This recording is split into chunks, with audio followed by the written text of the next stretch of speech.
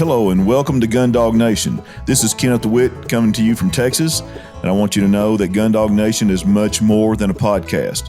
It's a movement to unite those who love to watch a well-trained dog do what it was bred to do. We are also here to encourage youth to get involved in the sport of gun dogs, whether it's hunting, sport, or competition.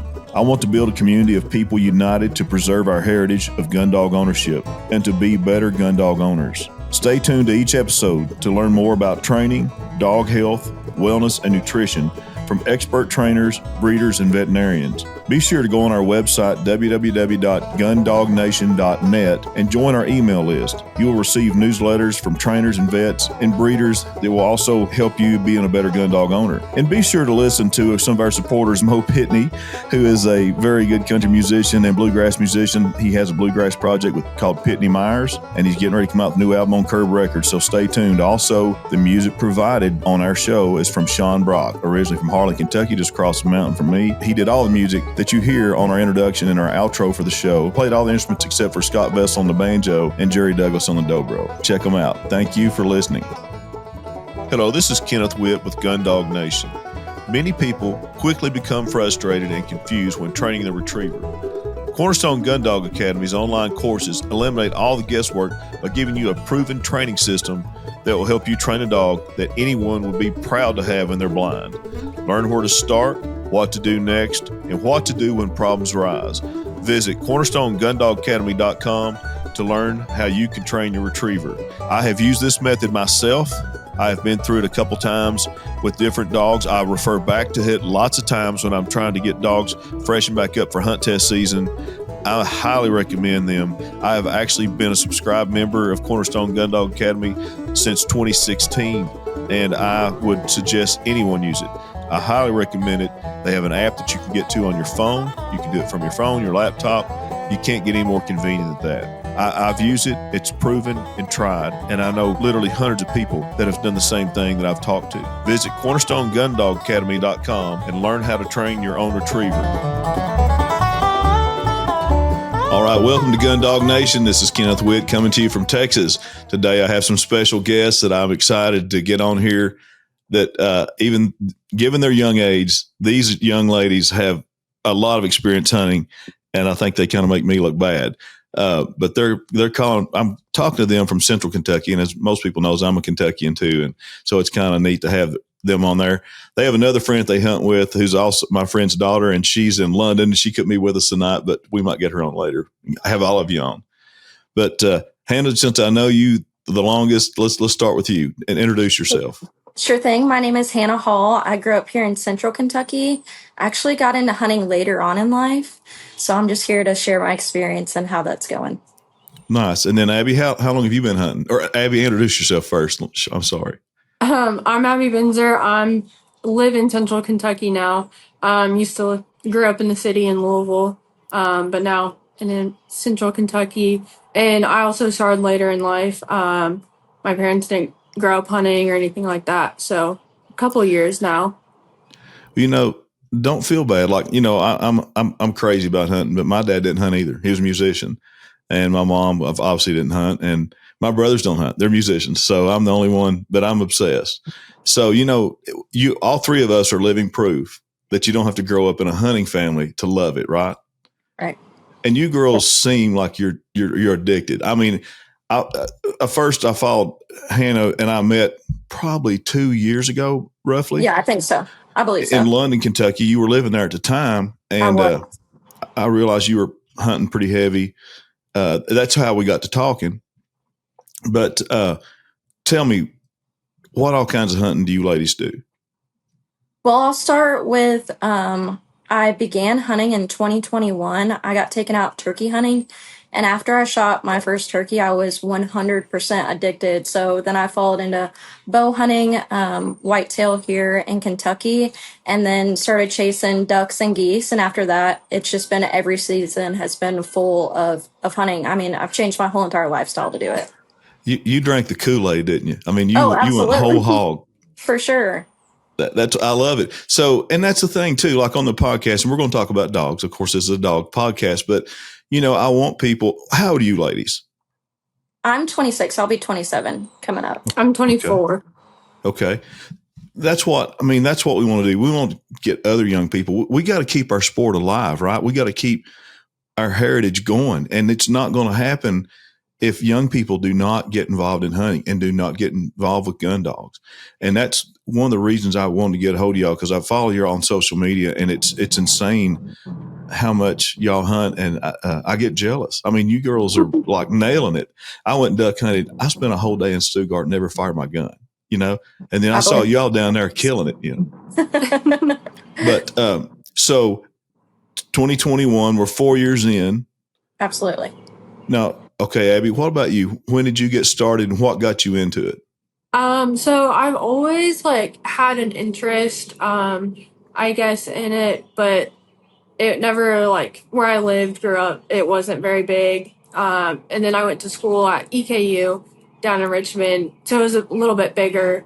And my cross country coach from high school, he actually did hunt, but didn't really talk about it or anything. And I was friends with him on Facebook. And so I just reached out and was like, hey, I'm interested in deer hunting.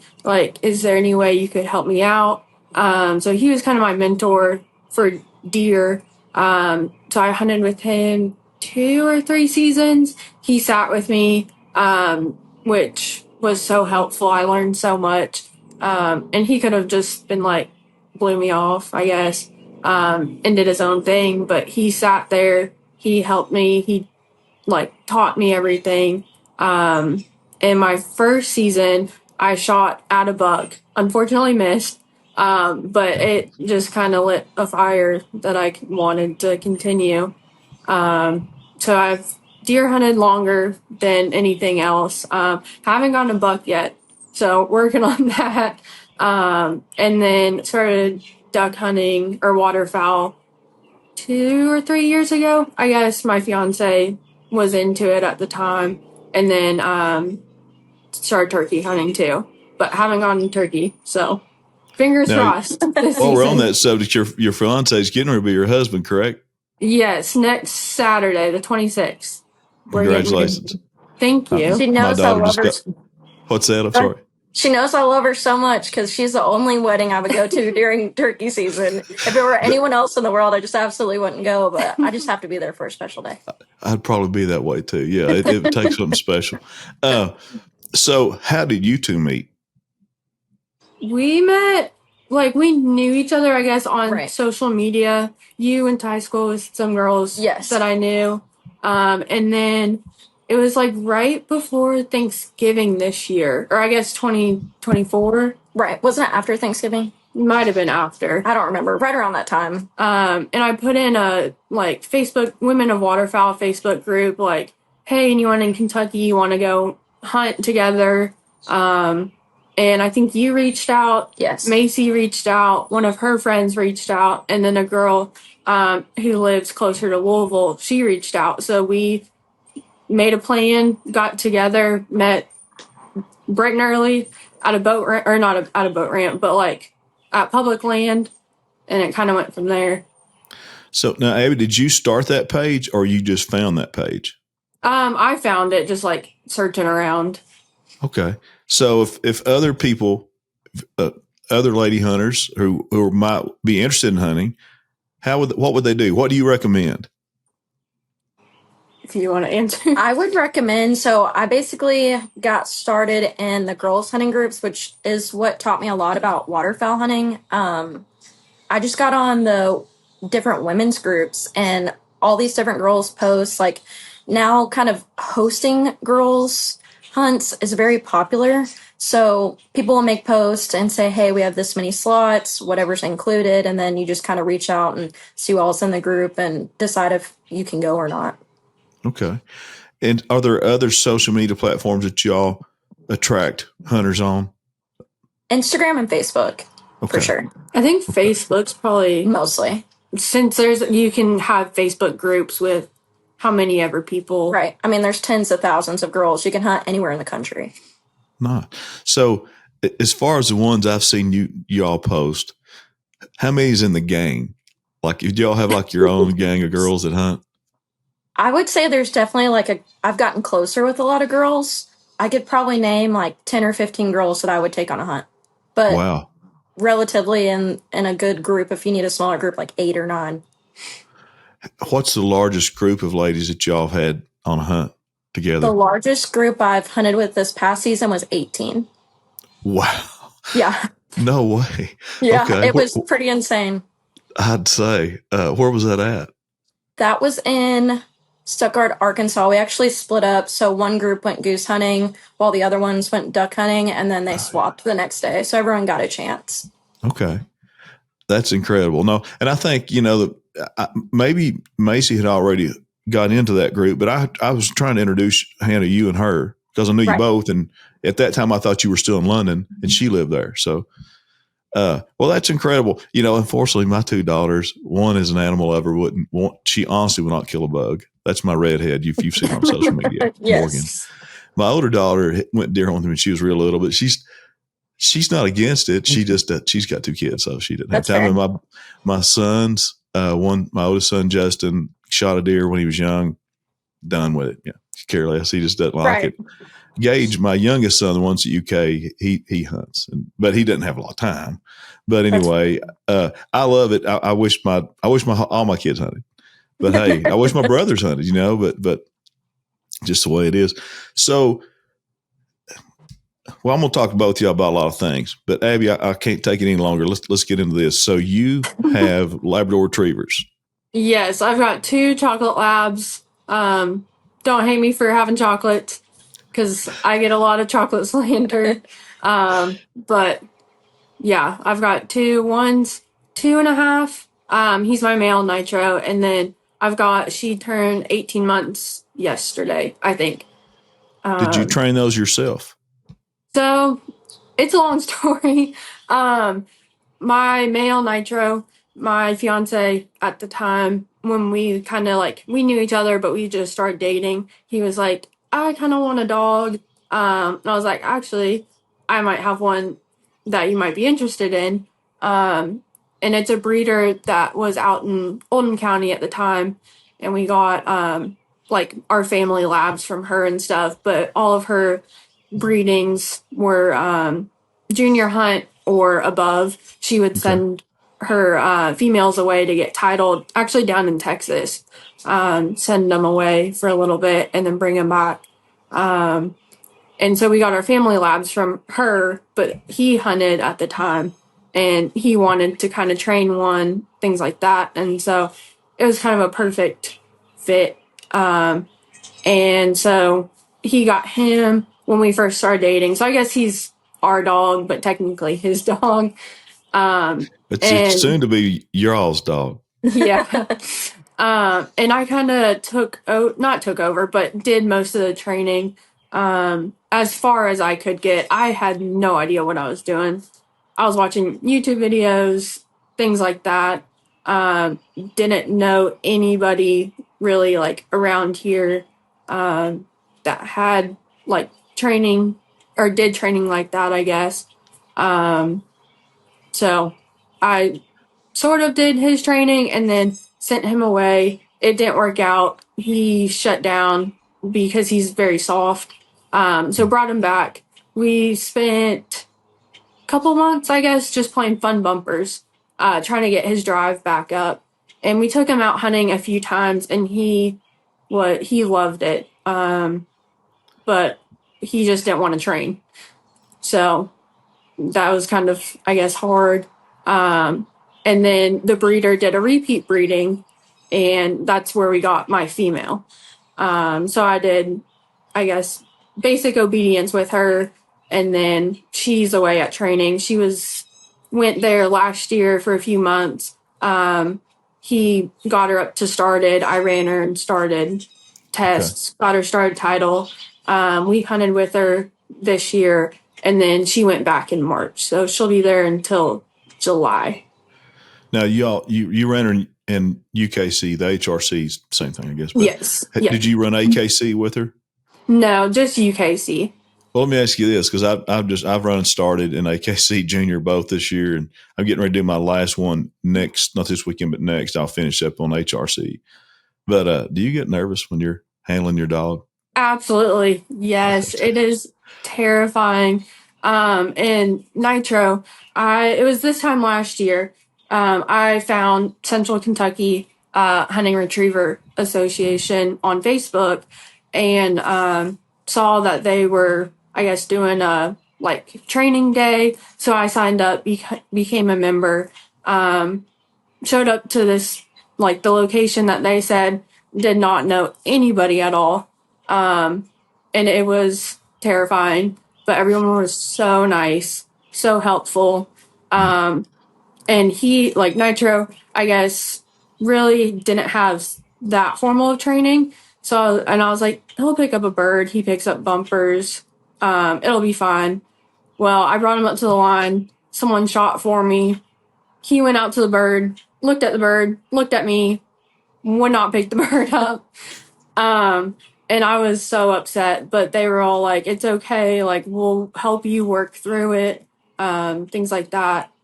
And they, like, ever since then, they've been so helpful. I meet up with people to train, things like that.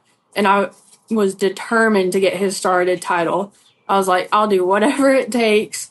So I had actually signed up for a started test the week after the training day. And everyone's like, probably should scratch, like, don't like risk it, things like that. I'm like, I am determined. Probably not the best idea. I should have taken it slower, but his first test, I was shaking. I was so scared. We didn't pass, which, oh well, whatever.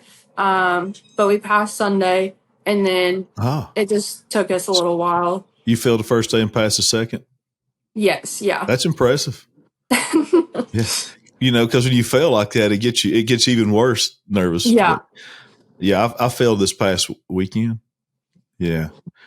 And my dog did awesome. In AKC, you can't send your dog until they say either dog or the number. And HRC, they don't do that.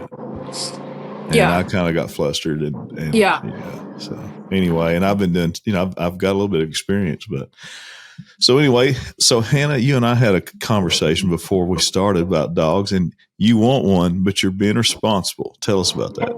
I am. So I knew I wanted, whenever I got into duck hunting, I always knew that I wanted a dog, but when I hunted with Abby and Margot this past season, it just made me want one even more. I mean, it's a whole nother level of hunting. You're hunting with your best friend. I mean, she's riding with you to trips. She's snuggled up in the bed with you at night. And then, at duck camp, there's like 5 to 10 dogs running around. Everyone has one. It's just a whole other level to things, honestly. But just like Ken says, it's like having a baby, and I know that it's a lifestyle I'm just not 100% prepared for, and I just want to be fully ready and committed to the dog before I get into something like that. I tell you something, Hannah, that's very smart. I've even periods of my life been so busy that I've gotten a dog and really couldn't give the attention I wanted, and it wasn't fair to the dog, but that's smart. Both of you ladies have both hunted with dogs. And you've also done hunting that doesn't require dogs or don't even allow dogs, like deer hunting, right? Right. So I'm going to see what you think. So I've deer hunted for many, many years before you girls were ever born, and rabbit hunted, did everything. But to me, once I really got into bird hunting and waterfowl, upland both, there's just nothing like hunting with dogs. I mean, I almost don't even care if I shoot deer anymore, and I never thought I'd say that. But can you feel, do you all get it? I know you're young and you still want to kill a big deer or more deer.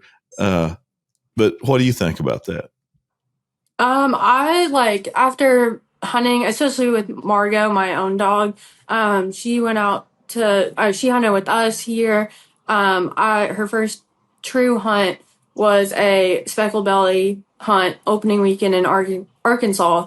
And then after that, I'm like, honestly, I don't even care if I shoot a bird or shoot anything. I just want to run my dog and watch her go pick up birds. So, yeah. I'm the same way. And I never thought I wouldn't want to say that. I don't even care if I shoot anything. I'm getting to that point that I just, it's just, and Hannah said it best. I mean, you're a team. It's your teammate. It's your best friend.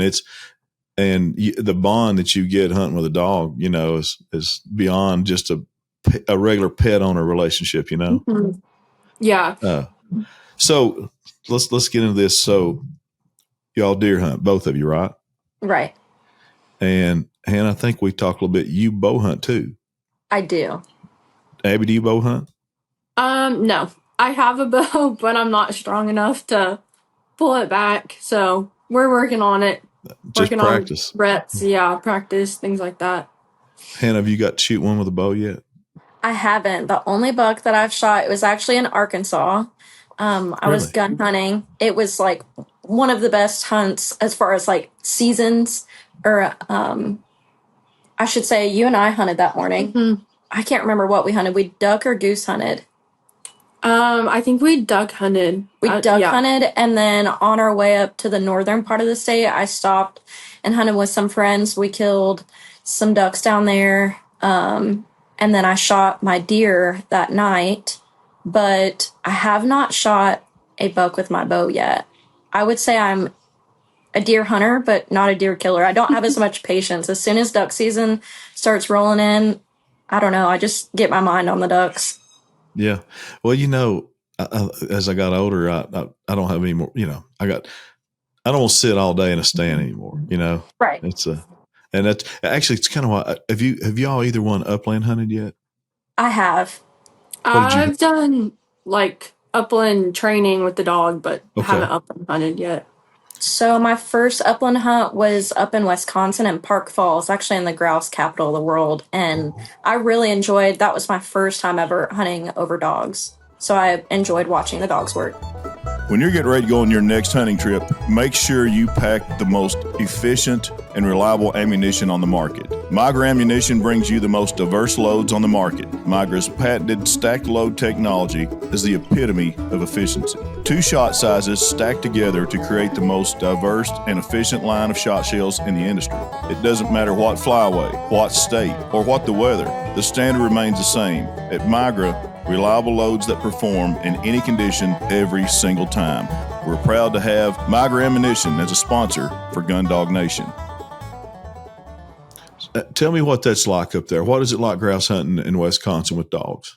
Well, I will say the best time of year to go is in October, but we went the first week of November, so we were hunting in snow up to our shins. Ooh. So a lot of the birds were kind of burrowed down in the ground, and it was like we were hunting over a lot of really young dogs, mostly setters, and they were way out in front of us. So they were busting birds that we didn't get to shoot most of the time. But again, they were just young dogs, but I enjoyed watching them.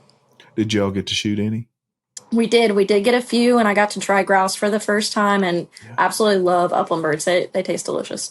That they do. It's especially grouse and quail. They're white meat and Absolutely. So, Abby, you said you were doing upland training. Was that the hunting club, the training club?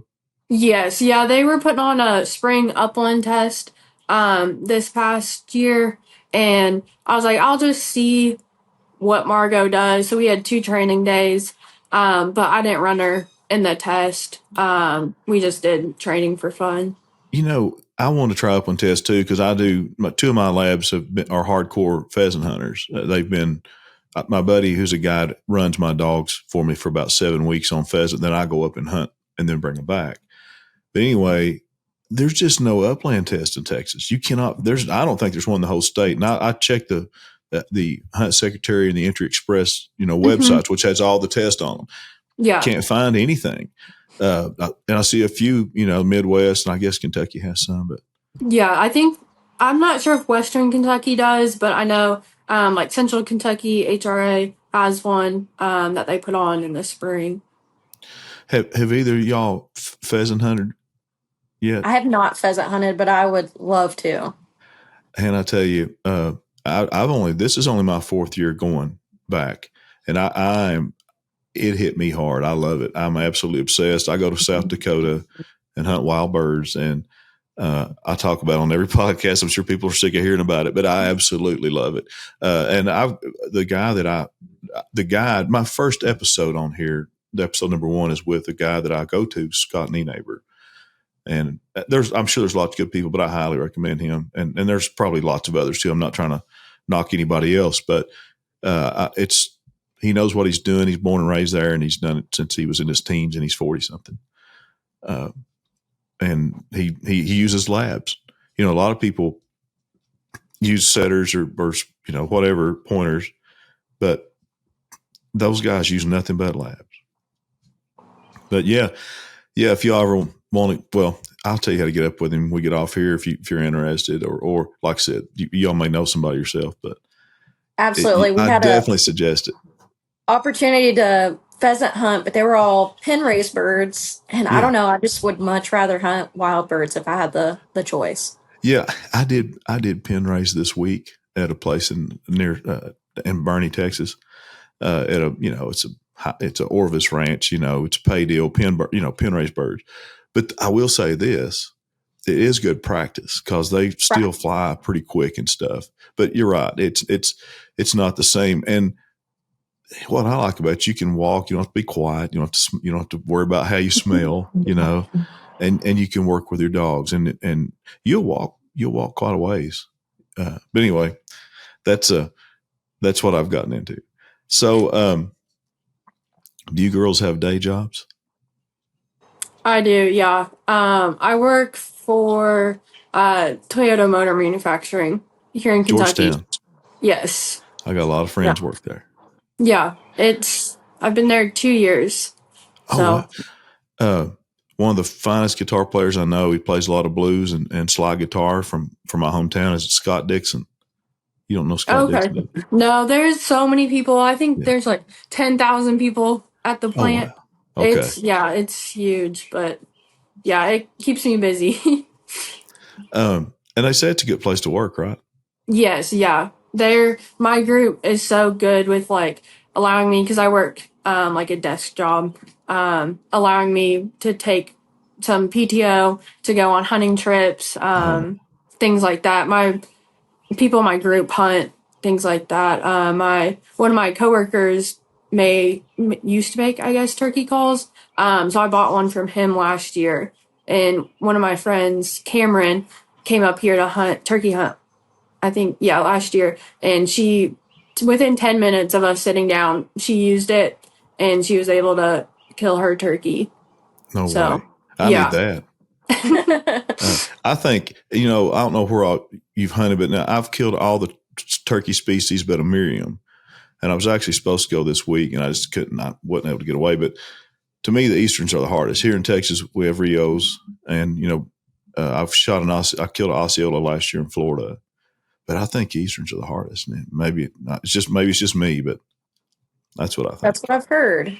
Yeah. That's all I've ever hunted. So I'm interested to see what the other ones are like. Yeah, and I feel like, and like I said, I'm not trying to act like some turkey expert, but at least my experience has been, and I've killed a lot more here, but they seem to be more aggressive coming in, the Rios. Right. Yeah. Right. But yeah, and the Osceola was a little tricky. It was tricky. It was harder, but not as hard as the Eastern, I don't think. Right. Anyway, but I've not got to go this year, working too much. It's killing me. So now, Hannah, what do you do? What's your full-time, or are you a full-time hunter? So when I said that I'm addicted to hunting, I mean, I changed my entire lifestyle. So explain that. I meant to dig on that for you. Let's hear that. So I was in HR for 5 to 6 years. And then when I moved to London, there just wasn't a whole lot of HR opportunities. So I started working back in the restaurant industry, which I had done through college. And whenever I moved back home, I just continued doing that.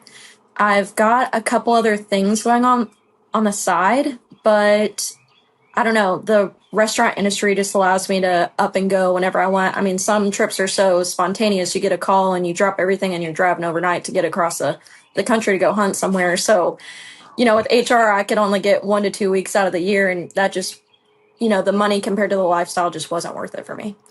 I envy you really bad.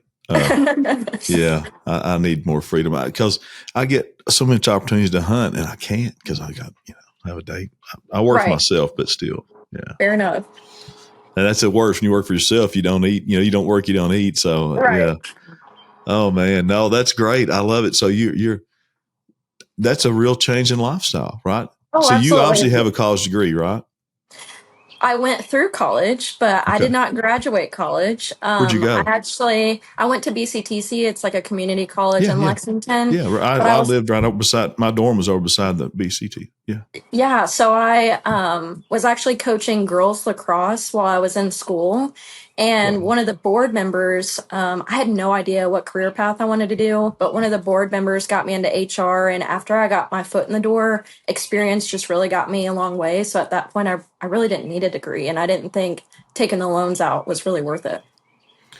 You know, even though I've got a law degree and all that stuff, I don't disagree with that. And I had a guy on last night who had over 160 hours from Mississippi State, Clark Kennington, famous dog trainer, and he's Oh hunted yeah. guide for you. Yeah, he lives in Kansas, but he's a Mississippian, and he probably makes a killing. I don't want to talk about his income, but I can just assume because I know what it costs to train a dog, a monthly to board and train. But generally $1,000 a month, and these guys have 30 dogs. That's 30,000 a month. You know, I mean, Right. I don't know, and I don't know how many dogs he has, and I'm not getting into his financial business. I'm just trying to say he's happy. He loves what he does, and he had 160 hours with no degree in college, and just quit. So this is what I want to do. So the reason I envy that is I was the opposite. I was so OCD. I had to graduate. I went straight through college at UK. 4 years I was out, straight through law school. 3 years I was out, took the bar, passed, started working. I had no life. And now, I kind of wish maybe I was a little more free spirited, but that's all right. I'm trying it now. But no, I'm glad it's so nice to hear y'all getting to do that. But so do you still get people? Let me ask this: how frequent are people reaching out to y'all on your social media platforms saying, "Hey, girls, I want to do this. How can I get involved?" That's never hunted before. How many people? What percentage of people who reach out to y'all on social media? How many of those would you say are like brand new, never hunted in their life, but want to learn? I would say a handful. I wouldn't say a large percentage. Okay. I know that, growing up the way I did a lot of outdoor stuff, but Yeah. I had an interest in hunting, just never had the opportunity. And I know a lot of people from my hometown and kind of that local area have reached out about it. And that's mostly just knowing each other from way back in the day, really. Nice. Now, am I correct, Han? Are you from Versailles? I am from Versailles. Okay. I love Versailles. I love I that do area. too. I told Abby earlier while you were fixing stuff that I had a place on the Henry Franklin County line Right. for a long time. But I think I've got a cousin, my mom's first cousin lives in Versailles, and he had a little cigarette store there for years and years. I think he sold it. It's still there. Okay. Yeah. Yeah. His name's David Coughlin, to my mom's first cousin. But anyway, so when's your next hunting trip? You hunted today, didn't you, Hannah, right? I did. It's funny. I worked till about 11:30 last night, booked it home, and then turned around and left by 3:30 this morning. Then I turkey hunted, and in between, I had 4 work calls. I do social media and marketing on the side, so I would get out of the woods, take my calls, get back in the woods. So I've been hunting hard the last week, but there's just one bird that's just made it personal. I'm dying to harvest him. How big? Well, the thing is, he's very weary. I got him in about 80 yards. I could hear him spitting and drumming, and we were fighting 2 hens over him. I got a glimpse of him, but he just never would leave those live hens. So, I don't know if it's coincidence, but I've seen a lot of turkey up around Henry County, edge of Franklin, when I had that place too. And a friend of mine up there who's from Leslie County, where I'm from, Bill Wells, his son killed a few years ago a turkey with 4 beards, and they were wow. full beards. It wasn't like straggly beards. It was four full beards, huge. And I'd see twin bearded turkeys up there all the time, but it seemed like some of the biggest and most bearded turkeys I ever saw was in that area. Right. But in I case want to say my bird last year was 10 and a half or 11 inches on the beard. I mean, I really do think he was a 3 or 3.5 year old bird. Wow. It's do y'all hunt? I know there's not a lot of public land where you're from. You y'all just lease places? I only hunt public. Wow. That's Okay. why I had to get up so early this morning. It's about 2 hours away from where I live. Is it real crowded on the public land?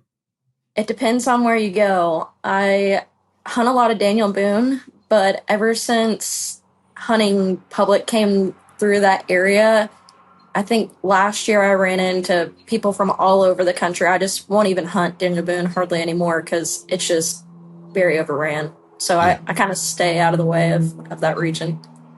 You know, it's been years ago. I was actually in college, so it was a long time.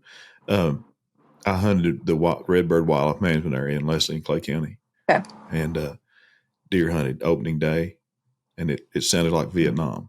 I mean, You're I in was hill like, I'll country. never hunt here again if I get out here alive. And I love the game reserve. I've spent years, hunting and whatever and through there. But man, it's tough. You're getting into elk country up there. It's beautiful though. Yeah, yeah. I was county attorney when we first let elk into Kentucky. I was the county attorney for Leslie County, and someone poached an elk, and I was the first county attorney. I was the first prosecutor in Kentucky that ever prosecuted an elk poaching case, and I got an award from the state. This, Wow. but it was a big deal. And then when this would have been probably 2099, 2000.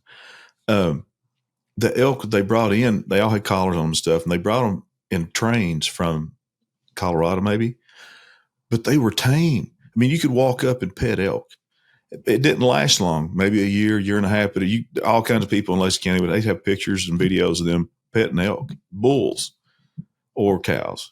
But it seems like they haven't flourished as well in the last 3 or 4 years. Is that still the case? Well, I know down in London, I had a friend who had a collared female on camera and then a young bull. So they're kind of moving over towards the London area. From what I've heard, I have a friend that hears them bugling around their property, but I've never drawn a tag or anything. So, Well, last story, I'll shut up talking, but I was hunting a tree stand on the top of a ridge in Leslie County, and it was real quiet, beautiful morning, and all of a sudden, I heard it. Growing up in Leslie County, I never heard an elk bugle. Didn't even know what it sounded like, and it bugled loud right under me, behind me. Scared. I've never been so scared in my life. I wanted to jump out of the tree. I was scared to death, and I looked down. It was an elk. I'd never heard that sound. Can you imagine? I'd never heard it on TV or anything, and I'll never forget that. But I've killed elk in Colorado and New Mexico, but never got drawn in Kentucky. right. And I quit. I finally quit putting in. I was like, oh, Yeah. The old do y'all water put in? eagle. I do. I think they changed the point system from what I understand, but I just put in when I bought my turkey tag. So Now, do y'all do the quota deer hunts? There's some good ones in Kentucky, like Fort Knox and stuff. I have up here in central Kentucky, I was drawn. That was like the only other time I've gun hunted. Was it Taylorsville? Where'd you get drawn?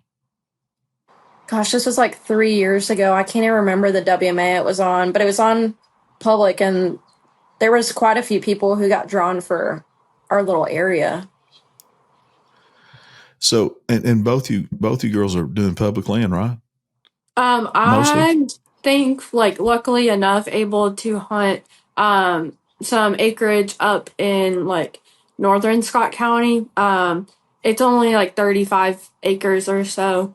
But my fiance's parents have some property up there. So there's deer, huge deer. But there's just so much pressure from the neighbors, and we're so close together that it makes it very tricky. But whenever I do get my first buck, it'll make everything worth it. Yeah, it does. It took when I was young. It took me a long time. I remember that. It was frustrating.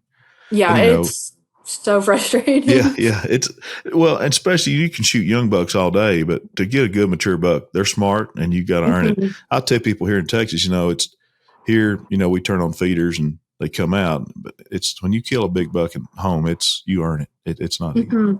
Yeah. Have y'all ever? Yes, I'm sorry, Abby. Last year there was a huge buck on my camera. I only got him twice, and it was both times. Once I was out in Arkansas, and that was the day he got killed by the neighbor. And then the other time was when I was in Maryland for the Waterfowl Festival. And it was upsetting, but I was like... See there, you're going duck hunting and you're losing your deer. Yeah.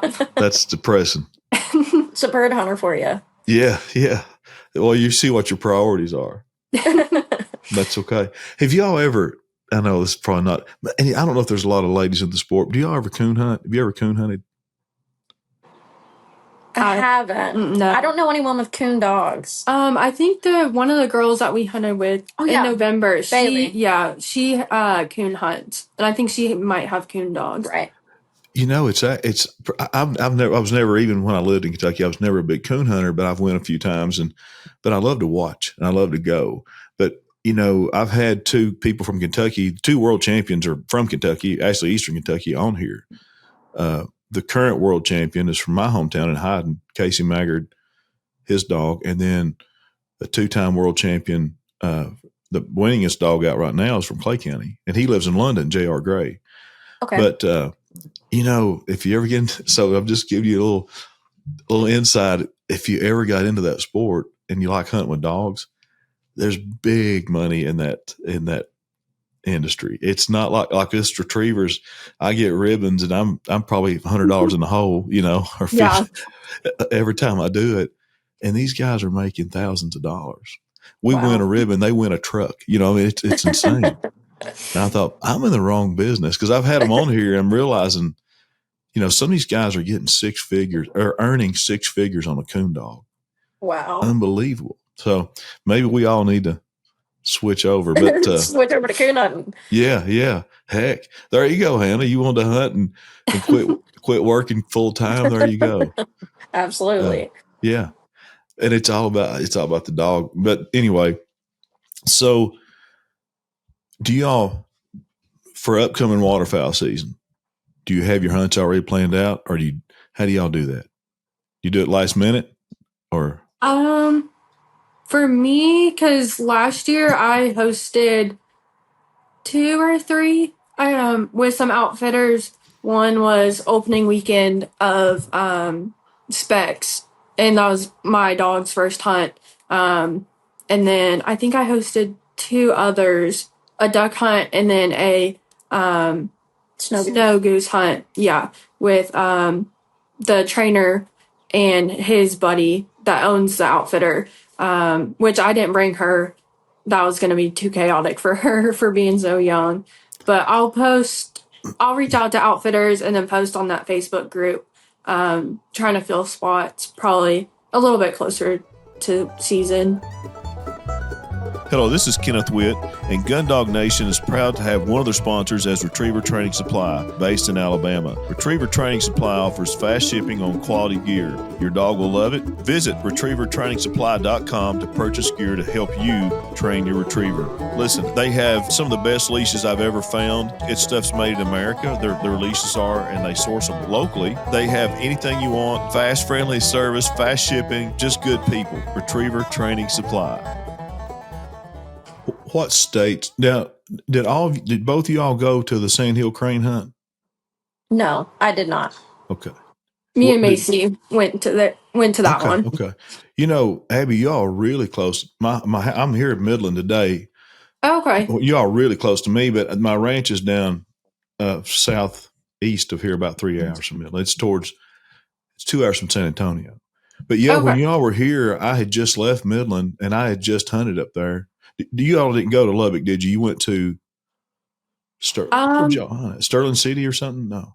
Maybe. I'm not really sure. I just knew we were out in West Texas with the oil fields. That's How'd you think about the desert? It was cool. It was cold. I was not expecting it to be that cold, but it was cold. But it was so fun. And then we waterfowl hunted a cow pond Sunday, and that was probably the most fun I've had. Did you do any good? We did. Yeah, we did really good. I got my it was one of the first birds to come in, and they called the shot and no one pulled up to shoot except for me, and I don't know how it happened. I took one shot and it was a hen widgeon. and she fell, and then I was ecstatic. I was like, I'm never gonna shoot that well Now, again. Hannah, have you ever hunt crane yet? I haven't. I would like to though. Have you shot some, right? Some Yes, crane? yeah. It was Can you fun. believe how big they are? They're massive, and to see the dogs work with Yeah. them, it's crazy to watch So the them. dogs that you all were using, or the guys were using, you didn't have your dogs, did you? No, no. Did they use goggles? I don't think they did. Okay, I They didn't might have either. had them just in case, and like might have thrown them on, but I didn't really see them Okay, have yeah, any on. it's those, especially when they go out there and those cranes are so big. I mean, they're, I don't know, 3.5 foot high. Uh, if they're still alive, it's not fun, and Yeah, they're they'll, feisty. yeah, they'll put a dog's eyes out in a second. Yeah. So it's neat, but yeah, I've that's another hunting I do every year. We do sandhill crane. We do a 3 day, and it's just 100. It's not even an hour and 50, hour and a half from here. hmm But did you eat it? I haven't yet. I Oh, still need to cook it. I've got okay, some meat that I flew back with, but okay. just need to find the right time to. Hannah, you got to make her give you some of that. I know. I need to bribe her a little bit. Yeah, it's called the ribeye of the sky for a reason. Yeah, That's what it I've, looks like yeah. a filet mignon when you fix it. The guide that I always go with up there, his name's Dusty Brown. I need to get him on here sometime. But he has the recipe on Sitka's website for sandhill crane, which is very simple. Okay. It's olive oil and butter or something like that. But you can get on there and pull that up on Sitka, and that recipe's on there. It's real simple. Okay. Yeah, you just pan fry it, but it's good. Yeah. It's the best, definitely the best waterfowl meat I've ever had. Yeah, that's what I've heard. So, But yeah, so I think the ones we go with an outfitter called Final Descent. okay. Yep, and it's just outside of Lubbock. You have to check them out, but they do it right. I mean, it's a pretty good setup. Yeah. Um, so now, Abby, you haven't mentioned turkey this year. Are you turkey hunting? I turkey Or are you hunted wedding planning? a little bit of both. Okay, I turkey hunted, I guess, opening day. Didn't have any luck. They just weren't cooperating. And then had to work. So maybe next week I'm taking a couple days off and like before the wedding. So might try to go okay, then for a little bit. that'd be a good stress relief, pre-wedding Yeah. stress relief. Yeah. Yeah, that's I think I mentioned that to you. My daughter got married December 1st, Okay. and she's actually starting to do event planning, wedding planning stuff, but Yeah. it's I stressful. don't I wouldn't think want to. yeah, Yeah, not for I wouldn't me. either. Too much emotion, right? Too emotional ladies. That's not a fun thing. Right. No I've just offense. had like so much going on with work, with like dog stuff. So that I ended up sending Margot back to her trainer. Who's the Mark, trainer that you use, if you don't mind me asking? his name's actually Alan Jackson. All right. Not the singer. All right. But his like I guess company's Lattice Creek Retrievers. Okay. Um, Where's he at? somewhere in Indiana. Okay. I know it's like an hour north of Princeton, Indiana. Princeton's right on the line, right? Yes, yeah. Yeah. Okay. But he's done an amazing job with her so far, and she loves it, loves being there. So, Hannah, there's a lot of ladies now in the industry that have kind of made, this outdoor life their business, hunting and stuff. Do you have those aspirations? I do. I have a couple things going that I don't necessarily want to spill the beans on just yet, so I'm ready to open Okay. those floodgates. But something I am starting just out of pure love of duck hunting is waterfowl taxidermy. So I've got about 7 or 8 ducks I'm gonna get started on. I've got to finish getting shop set up. But I just saw a lot of my friends that were traveling had no place to take their birds. So I figured, I'm already with them. I think doing mounts and preserving what you've hunted is super important. Yes. So I figured, why not just capture that for my friends and start there and eventually go on with that, hopefully. But something else I've really wanted to do was drone recovery for deer. That's Yeah. something else I've kind of played around with. And then there's also another company that I'll be taking over. It's called DIY Fishing. It's an informational page where you can kind of plan your own fishing trips anywhere from fly fishing to bass fishing or muskie. But I'll be booking fishing trips for people as well. So that's kind of something I've got going on at the moment. So you're going to take that, you're going to have that business. That will be yours. Yes, I will be taking it over by the end of the summer. I went and actually a friend that I worked with at Cabela's, he's super knowledgeable about fly fishing, and he started his website back in 2018 where he just wanted people to get out on the water and start fishing. And he knows how much I like to do the social media and marketing side of things. So he approached me and was like, hey, this is something I really would like you to take off and run with. So we're kind of in the in between of transferring at this moment. But wow, I think that's a great idea. Yeah, I don't know. I've prayed a lot about it because I don't know. I just love the outdoor industry, and it's something that fell in my lap and just kind of worked out.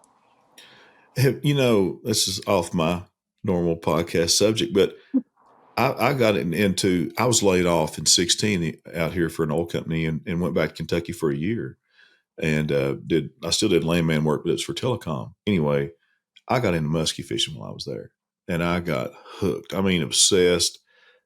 I had a Gator G3 boat with a turbo where I could go in shallow water. And man, that's so, if you ever catch one, it's addictive. And I went with, my buddy was a guide and, he taught me how. I had no clue. And even though I grew up right next to the Middle Fork River, which is full of huge muskie, but y'all, if you like to fish, and I bet y'all would love muskie fishing.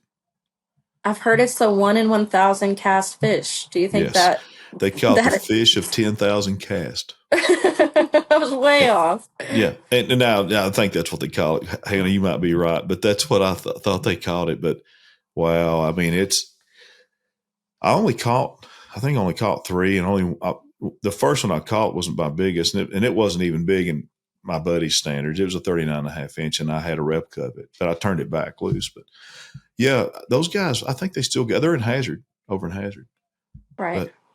And we caught them in Clay County, and then one in Prairie County. But yeah. Anyway, sorry. Well, listen, we may have to, when you get all these business ventures going, we have to have you a show on here and let you talk about, debut your business. I know I said I wasn't going to spill the beans, and then I just got too excited. So no, I think that's a great. I'm working on something too, and I won't say it on here yet, but hopefully I'll be announcing something pretty soon. Can you also hear me? Okay. Yeah, of course. Okay. It's my mic light went yellow. Now it's green. Let me think. There's something else I was going to ask you about. I lost my train of thought about muskie fishing. That was a bad idea. So this fall, when does hunting season start for you girls? Like when do you you change the mode? I know turkey season, but I'm talking about the fall. Is it deer? Is it ducks? So I really start preparing for deer season in June. Last summer I did shoot, run, lift every single day. And honestly, I got burned out on deer because I took in my first private land kind of experience, and I got so burned that it threw me off, kind of ruined my whole season as far as getting ahead of the game. So my deer season ended rather quickly, and I got started on wood ducks in September. So after that, I was just kind of enthralled with duck season at that point. Where did you do wood ducks at? In Western Kentucky on public. Here I am from Kentucky. I've never hunted Western Kentucky. Is it pretty good? I would say the only duck hunters I really know, besides Abby and a handful of others, all live out there. I mean, Kentucky is just not a state to want to duck hunt unless you go about 4 to 5 hours from here. On the Ohio River, if you want to risk your life, it's pretty good. One of my friends that lives out in Shelbyville, her and her boyfriend and friends hunt the river all The the Ohio time. River. Yeah, yep, and they do so good, but Oh, it gets a little dangerous, and I don't know. Just the water so swift and strong. Yeah, Is the that what you're meaning? current. Yeah, the current barges. I grew up sailing on the Ohio. Really? I used to race sailboats and stuff Really? there. Yeah. That's pretty neat. I got a cousin in Richmond who used to be the vice president of Eastern Kentucky University, James Street. Okay. He sails. He's a sailboat person. And he's Yeah. been on the Ohio, took the river. I guess he's went from land between the lakes all the way to the Keys. Wow. Yeah. He hit the Mississippi and you go down and without ever getting out of the water, Yeah. Yeah. So. And you race sailboat. I don't know if I ever met anybody that raced sailboats. I didn't know she did that. That's so cool. Yeah, That's I crazy. started, I guess, in 8th grade or in high school because my dad grew up racing sailboats and stuff, and he got back into it. So I traveled all over. I went out to San Francisco, sailed on the bay there. Dang. Like tiny, small boat, 16 foot or so. That's scary. That sounds kind of. Yeah. Been on Lake Pontchartrain in Louisiana. But the river always terrified me. And Ohio River? Yes, yeah. Yeah. Duck hunting, I don't know. I know people do it, but we'll hunt it when everything else freezes up, but Yeah. I guess that's not going to freeze. That freezes, it's the end of time, right? Yeah. Can be good. Sailboat racer. That's seriously, I think you may be the first person I've ever talked to, especially being from Kentucky. If you're it's not very common. If you're from the Hamptons or something, I might see that, but that's very unique. What do you ever do it anymore? I mean, not really. No, my dad kind of got out of it too. And being in Georgetown, there's nowhere. So I kind of switched that focus to dogs and hunting and stuff, which I like better now. See, I think we all three have something in common. We have to have a hobby. And when we get into a hobby, it's whole hog, like hardcore. Absolutely. I don't do anything like it. Every season. Yeah. That's this podcast, and I'm just very fortunate that people like it. And it's 6 months old and we're 2,700 downloads a month. That's insane. It's really crazy, but it's how I go with stuff. I mean, I went to Pheasant Fest and probably did meet and greets with probably 5,000-6,000 people and promoting it, and I go to Hunt Test and promote it. And it's just, when I do something, I don't, that sounds like you girls are that way. All in. Yep. All in. Some people think I'm crazy, but it's, I have to keep busy. All right. Well, what would you tell young ladies, maybe even, youth age, like, in their early teens, what would you tell girls if you, our listeners that maybe we can get them on, listening to this podcast, what would you tell them to encourage them to hunt and why? Why should they do it? You can go first. So I will say the way I learned a lot was just kind of diving in and researching, and then a lot of trial and error. So after I went on my first turkey hunt, I hunted mostly by myself, and it was mostly just learning from my own experience. But I would say connecting with the community was huge for me, and kind of finding a mentor in that friend group, because there's a lot of girls out there that are willing to help. Like Julia Gibson is one girl that I can think of. I think she held a couple like beginner style hunts, which she took her time to do those things, which I think is so cool. But she grew up hunting, and finding someone similar that's willing to kind of extend their time and bring you under their wing is like huge. And what if you could share your enthusiasm with the younger person that may contemplate getting in the sport? What makes it fun to you? Why do you love it? Try to see if you can convey that to them. If you were telling them, "Hey, here's why you should do this." I guess to speak from like the dog training, running hunt tests and stuff. Just like having that bond with your dog, I guess, and building as a team.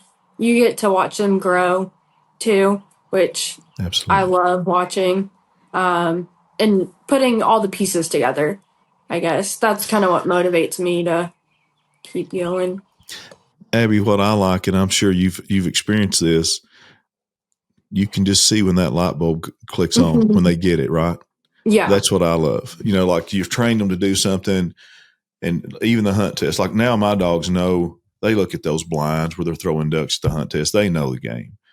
But I remember the first time, we probably had 2 passes under our belt before that really happened. Yeah. Like they get out there now, they know the game. They come out of the trailer, and they're wired up and they know what's happening. When they hear the gunshots and the duck calls, they know.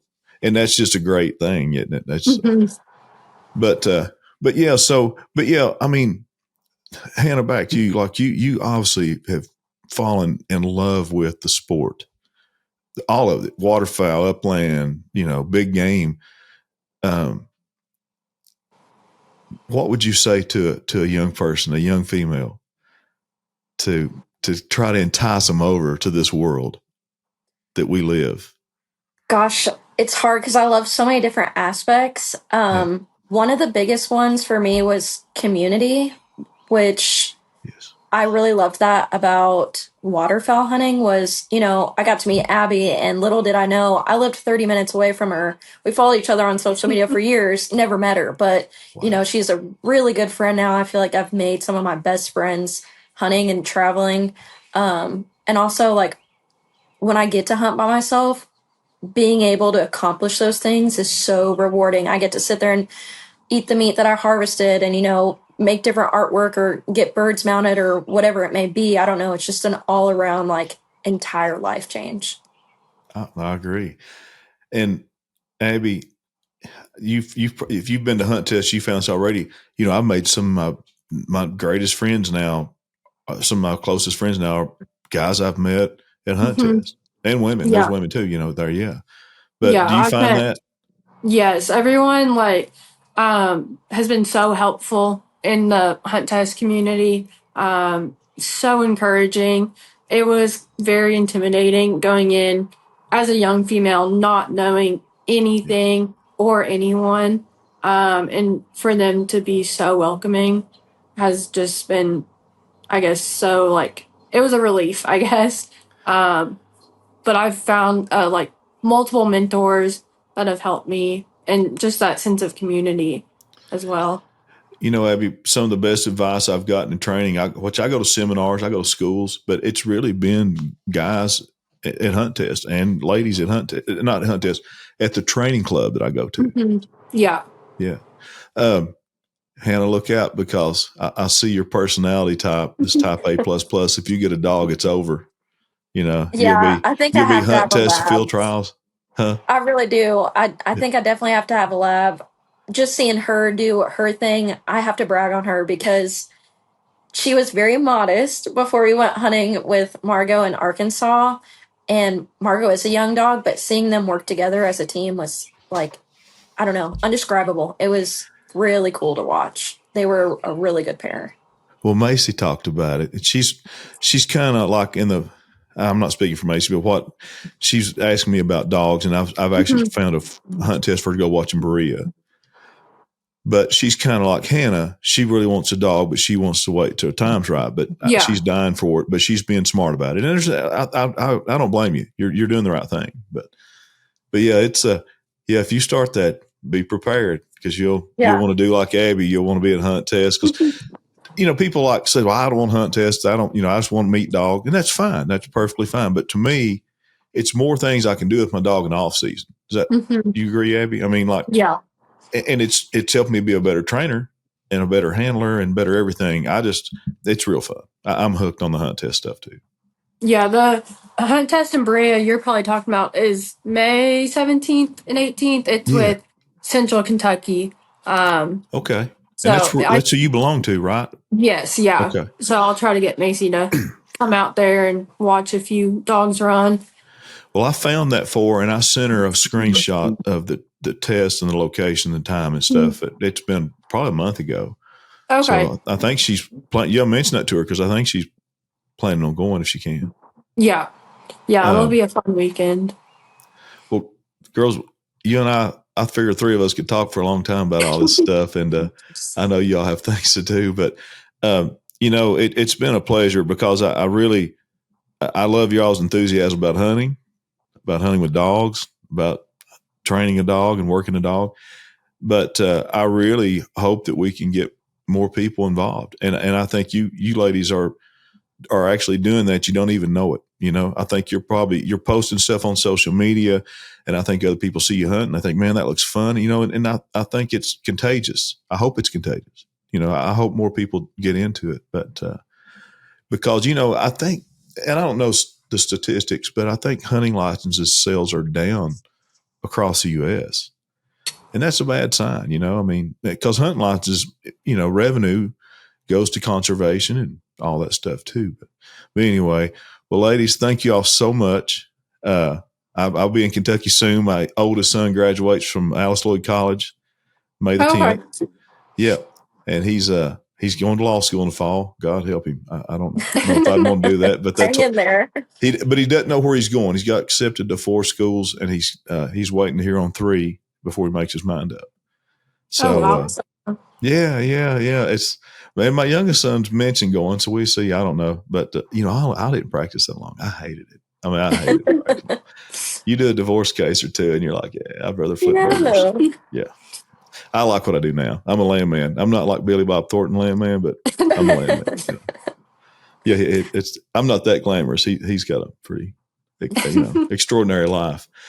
All right. Well, hey, if y'all talk to Macy, tell her hello, and absolutely. Hopefully I'll meet y'all. I'll be in for a while. Maybe I'll get to meet y'all sometime or something, but stay in touch, and we may get you back on again sometime, and keep doing what you're doing. Stay at it. It's very encouraging to see y'all do what you're doing.